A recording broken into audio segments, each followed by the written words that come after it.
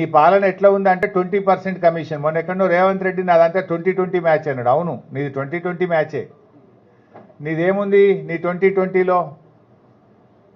Finance డిపార్ట్మెంట్లో బిల్లులు ఇవ్వాలంటే 20% కమిషన్, రెవెన్యూ డిపార్ట్మెంట్లో భూములకు క్లియరెన్స్ ఇవ్వాలంటే 20% కమిషన్, మున్సిపల్ అడ్మినిస్ట్రేషన్ డిపార్ట్మెంట్లో అపార్ట్మెంట్లకో గేటెడ్ కమ్యూనిటీలకో పర్మిషన్ కావాలంటే 20% కమిషన్. ఇదంతా 2020 రేవంత్ రెడ్డి. ఎవరు కాదంటారు?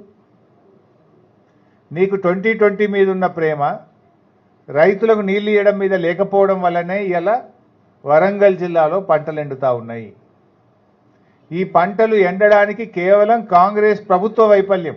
ఒకవైపు ఏమో కృష్ణానదిలో తన గురువు గారు చంద్రబాబు నాయుడు నీళ్ళన్నీ పట్టుకుపోయింది ఆంధ్రాకు. ఆడ కూడా కిక్కుమనలే.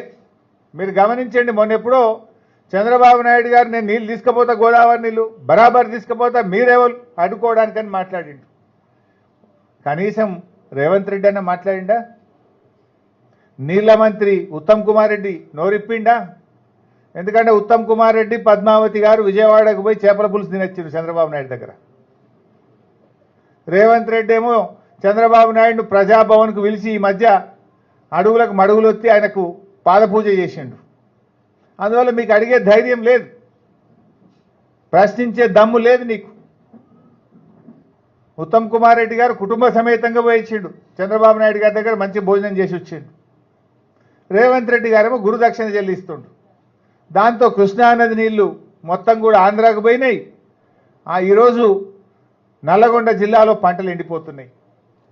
నీళ్ల మంత్రి జిల్లాలోనే ఈరోజు పంటలు ఎండిపోతున్నాయి.